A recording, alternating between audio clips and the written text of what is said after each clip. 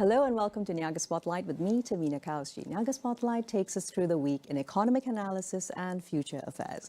Now, today on Analysis, our spotlight is on Digital First Business Process Services, or BPS, in ASEAN and the future of intelligent operations. Now, Malaysia's services economy is undergoing a quiet but important shift. Global companies are no longer just looking for efficient labor, they are looking for partners who can deliver intelligence, automation, as well as measurable outcomes. Now, that is the direction the business process services sector is taking across ASEAN, particularly as the region's digital economy accelerates towards the trillion-dollar mark by 2030. Now, Malaysia sits in a strategic position here, consistently ranked amongst the world's most attractive destinations for global services because of our talent base, infrastructure, and multilingual advantage. But staying ahead now depends on how quickly firms modernize their operating models. Today, we will be exploring how digital-first business process services are reshaping competitiveness, how exactly automation and data intelligence are driving new value, and what all of this means for Malaysia's ambition to move further up the regional value chain. And of course, we speak to a Malaysian company that has been recognized regionally for showing what this transition can look like in practice. Welcoming to the studios now Raymond Devadass, CEO and founder of Daythree. Raymond, a very good morning. How are you doing today? Very good morning. Thanks for having me, Tabina. Fantastic. So Raymond, let's get started off with perhaps anchoring us in where we're coming from on this angle for the conversation today. Moving from BPO to digital first BPS. Let's talk about Malaysia and the fact that we're still ranked in the global top 3 locations for services offshoring, as well as relying largely on the fact that we are really cost efficient and situating Daythree within this entire ecosystem. I think you hit the nail right on the head. You talk about cost efficient. If you look at the traditional BPO, and how it came about, it was built on the premise that two things. Organizations were looking at scalability. They were looking at locations where you could actually scale up in terms of number of people that could deliver your services. And number two, it was also looking for cost arbitrage, looking for places where labor cost was much lower, significantly lower from where they originally operated.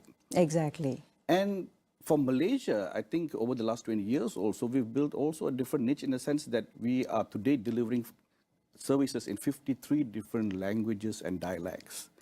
That is quite the, I would say, a global edge, not just a regional edge, right? Malaysia, 53 languages, right? Indeed. So it's become a global multilingual hub.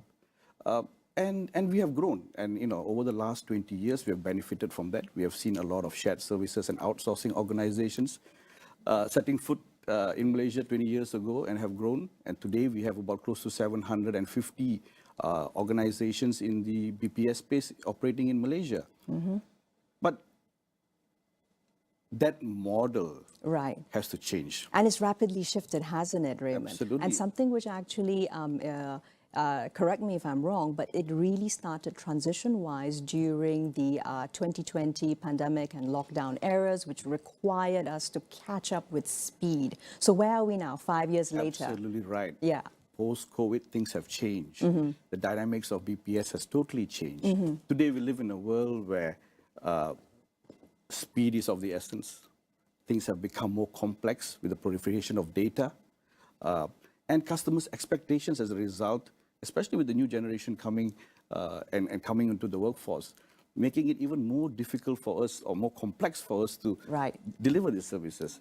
So today, we move from what was a traditional BPO to what you call it now as digital GBS. Yes, and what are the clear separating parameters between the traditional BPO and this digital first BPS that is all the talk now? So as I was saying earlier, traditional BPO looked at scalability, looked at cost and labor arbitrage. But today, in the era of digital GBS, we are looking, the whole premise of building a digital GBS center is grounded on data. The amount of data you have, how you manage that data is grounded on automation. And of course, what every man speaks at every street corner today, AI. It seems to be a conversation everywhere. But that's constant buzzword, right? constant buzzword, and sometimes can be fearful as well. And here I am, hopefully to be able to demystify a little bit in terms of what it really means to the real world and what it really means to real organizations like us in the BPS space. Absolutely. Yeah. So speaking of that, now let's talk about the fact that Daythree has also, of course, been recognized for your contributions in the sector. You've just taken home major regional GBS awards, including the overall GBS Corporate Achievement at the GBS ASEAN Awards. Now, looking past these trophies and looking into closer look at the numbers then, what types of changes in automation and AI use allowed you to have this vantage point that you stood out from the rest of the pack? Let's get deeper now. So I think the awards is a testament to what we do. And I always say sometimes it's the hardest bit is to get some form of testimony from peers in the industry. And we've done that really, really well in the sense that we have grown our own products and our own services. So Daythree has taken perhaps a hybrid model to how we have been operating. I always akin this to perhaps either leasing a car or buying a car versus owning the plant. Right, fair enough. Brilliant analogy. So, you know, and some organizations choose to just rent a car or build on applications that are available, that are readily available. And we do that. We build a huge partner ecosystem to be able to deliver the kind of services that we want to deliver to our clients. But more importantly, we have also decided to look at certain key areas where we want to embed technology in key workflows that we want to be good at. And in that score, we have, you know, most of our awards that we have won has been in the area of automation, technology. More importantly, how we embed technology into our service provisions, into our workflows. And in that, we have developed 4 proprietary tools in Daisy, Kyra, Sage, and Faith. If you notice, all 4 of them have got the word AI in between. Stands for, you know, embedding AI into the processes, into the workflow. And that's our DNA, and that's what we hope to achieve. And of course, the real litmus test would then be scalability, seeing how you can apply lessons from one client across industries as well as markets. If you could tell us a little bit more about that, because of course, every client requires a customized approach to how they are able to enable AI within their systems. Right, and that's where we take that approach that there are certain core technologies that we want to build, that we want to own, because ownership means control.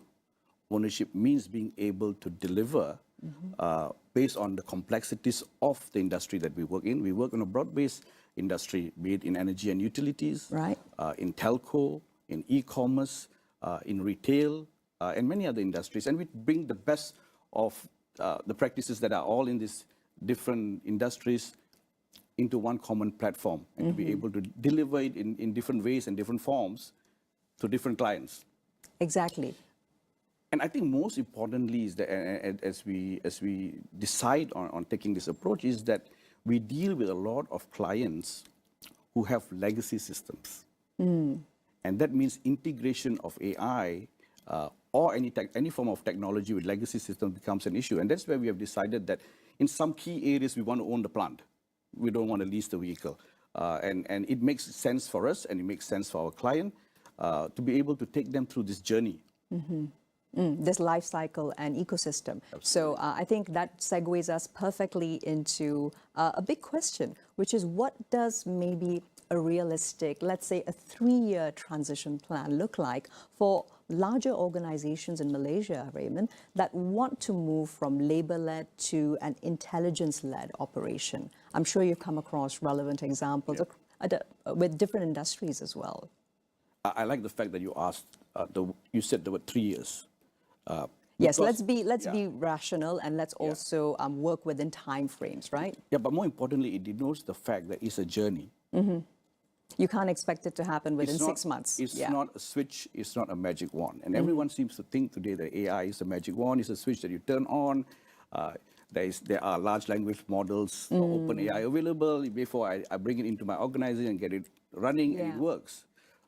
more and more use cases today, even within large organizations, they're beginning to realize that a lot of their use cases, their POCs, never see the light of day, right? And we're beginning to see that. And why is that not happening? The main reason is, as you say, it's a journey.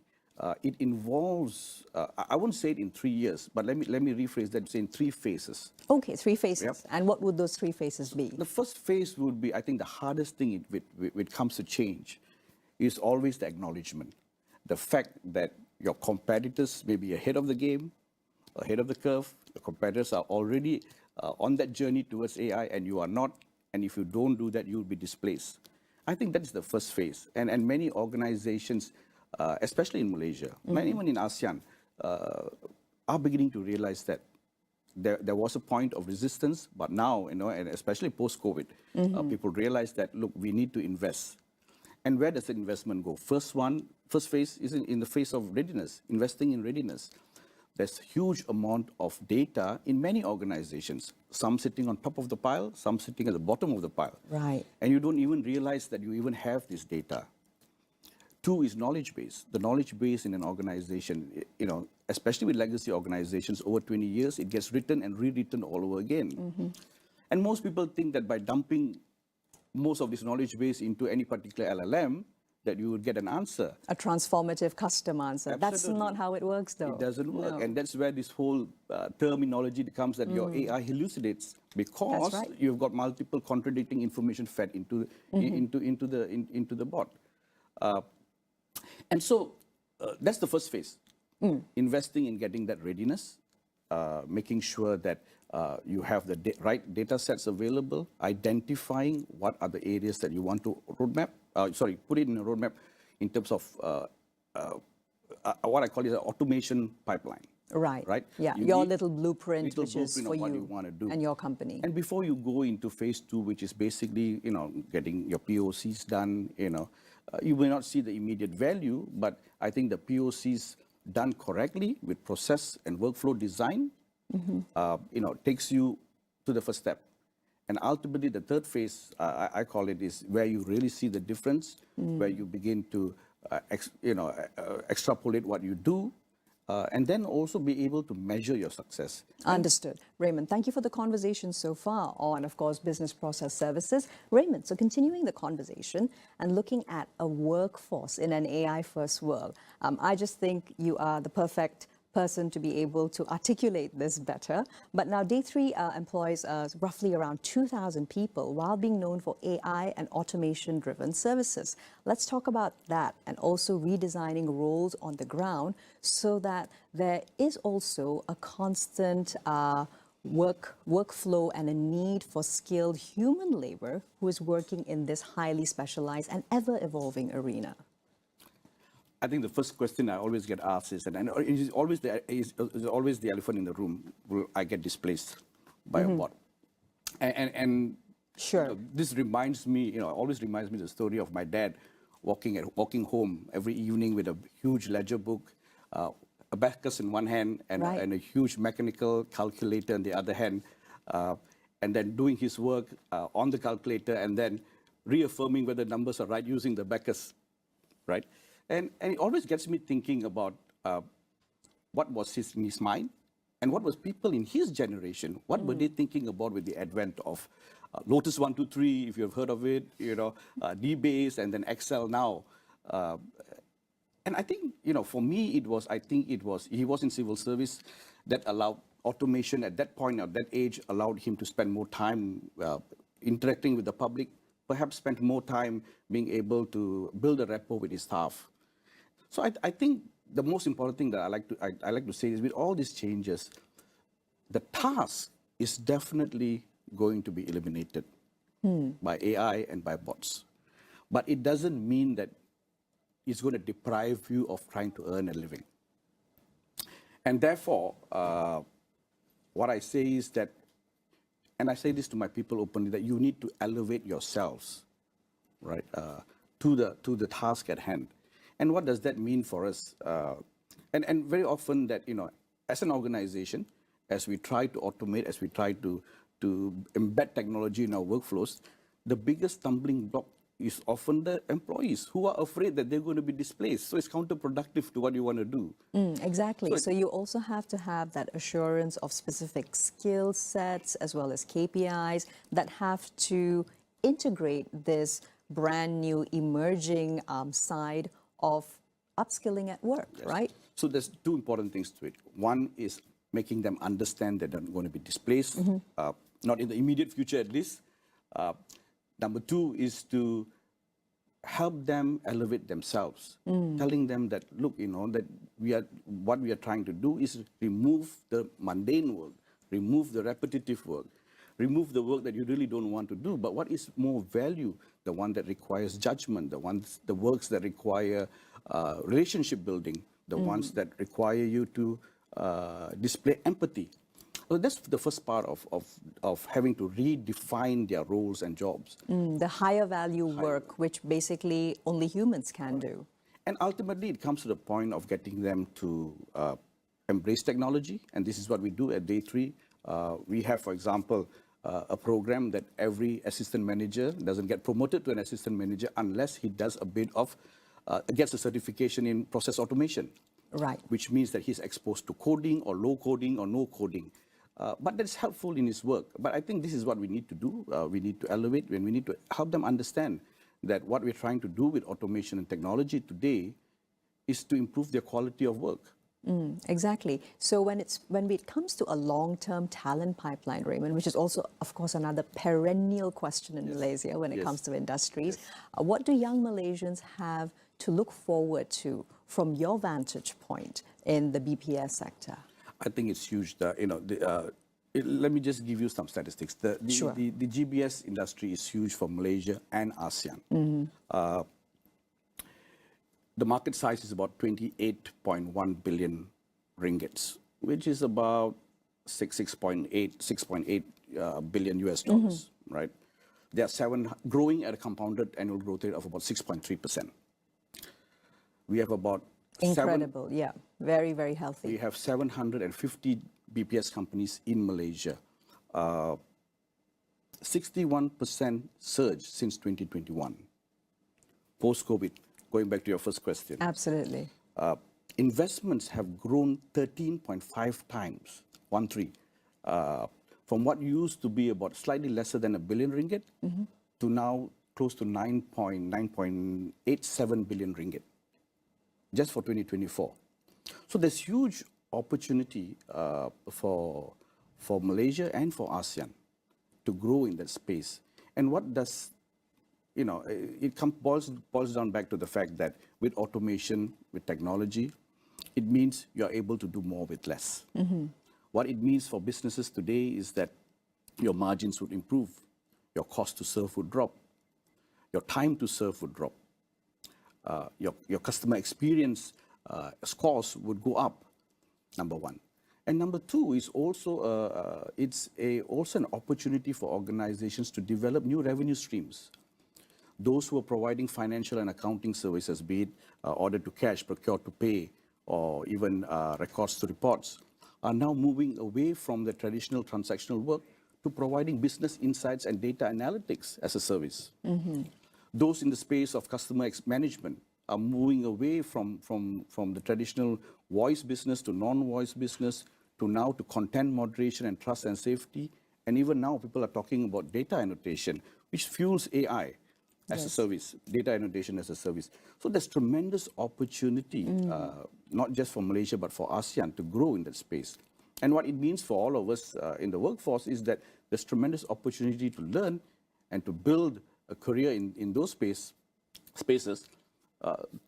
through embracing this technology and this change, this period of change. The talent pipeline should really also begin right now with partnerships, perhaps even internal academies amongst, as you mentioned, 750 or close to 1,000 BPS companies across Malaysia. And the government is also doing that. As we look at the roadmap for bringing us as a nation to 2020 towards an AI nation, AI developed nation. If you look at that roadmap, 2026 is going to be a very critical year for us, perhaps the year of, as I said, acknowledgement and putting in your investments on ground to get ourselves ready. But if you look at that roadmap, it's very clear that talent regeneration is a key focus. When I say talent generation, I mean upskilling, and I mean reskilling our people to be able to embrace the technology. And also adapt to shifts within your own job scope very quickly. So seamlessly speaking, now let's move on into public markets, profitability, and also the fact that Daythree also recently listed on Bursa Malaysia's ACE market in 2023. So let's talk about, the also emerging risk of AI washing and how Daythree, of course, definitely manages this aspect, being very conscious of AI, automation, and also the applicability for your workforce. Yeah, I mean, firstly, being a public listed entity, you cannot hide behind a narrative anymore. Our numbers are open in the public. But I think, when we talk about moving towards this so-called AI world, what is important at every step of the way is to look at whether organizations today are embedding technology into the core of their work, into their operating models, vis-a-vis just adopting technologies that are available out there. Right. And you speak about AI washing, it's same with greenwashing. Exactly. Right? And I think investors today need to be more discerning in looking at the organization, whether it's just a narrative that they put out there, just adopting technologies, or whether they are embedding technology into the core of their operations. And this is what we try to do with data, as I was mentioning earlier, with bringing in, developing our own tools, whether it's through our 4 different tools that we have. And I think investors are savvy today, Increasingly so. Savvy, No doubt, investors want quick returns. Quarterly numbers is always a pressure. For me, it's always finding a balance between my quarterly numbers and also having to invest on a quarterly basis to make sure that the business survives over a longer period of time. So strategically, we need to look from that context as well. Yeah. So speaking of strategy, Raymond, let's finish out the arc of the conversation by looking at, of course, Malaysia as a high-value digital GBS hub and what needs to really change very quickly indeed, so that we can be assured of staying ahead of regional rivals who are also upscaling at speed. So you mentioned the Kearney report. I think all of us gloat about it, and you say we are top 3. And in fact, we've been top 3 for the last 20 years, if I'm not mistaken. But I think it's interesting when you are at the top of the pile, not to take it for granted that you are top 3. No complacency. But I think importantly, as you are at the top, it's very important to look what is happening at the bottom. And if you look at the last 2 to 3 years, the very same report that you referred to, right. You are seeing countries like Singapore, like Canada, like Hungary, like Morocco. You wouldn't have thought I would mention some of these names of some of these countries, but they are moving up the ranks 24 spots, 18 spots, very quickly. Leapfrogging, really. Right? Catching up very quickly. And then if you begin to look at what are they doing differently, there's a lot of money investment going into digital skills. There's a lot of money going into education. There's a lot of money going into reskilling and upskilling. And of course, the conduciveness of the location as a business service center itself. But these are things that are getting these countries up the ranking very quickly. And I think it's important for us as well as a nation. And again, I mentioned about the roadmap. I think we've got the roadmap crafted out really well. But as they say, the proof of the pudding... Operationalizing it, right? Yeah. Proof of the pudding is in the eating, right? And how do you operationalize it? And I think there are a few key areas. I think the report has very clearly identified 5 or 6 different pillars. But I think there are 2 very important pillars for us at this stage. Number 1 is obviously to look at the talent regeneration, which is how do we upskill, how do we reskill our people, how do we get our people to be comfortable, more than comfortable, in embracing this technology, this new way of work. Second nature for work. Second nature for work. As I mentioned earlier, we're getting all our peoples certified and upgraded so that they don't feel alienated by the fact that there's some amount of coding or minimal coding that you can do even if you're not a programmer, right? I think that's very, very important. Obviously, that also means redesigning your workflows and how you work and your operating model. And I think the second part, for a country like us, what is going to be very important is to have data governance, strong and clear rules that determine data quality, that determine data access, that fosters cross-border enablement of sharing of data, and also in the aspect as well, the ethical use of AI becomes Absolutely. very, very crucial. So all of these taken together, if we're able to address this soon enough, maybe 2026 is looking better than ever. Raymond, thank you for the conversation so far. It's been a pleasure. Thank you, Tamina. Now, so in conclusion, digital-first models, stronger data discipline, and also higher value talent pathways are no longer optional for Malaysia. They're how firms stay competitive. The companies that embrace this shift early will define Malaysia's next chapter in the regional digital economy, especially come 2026. That's all we have time for today. I'm Tamina Kausji, signing off for now.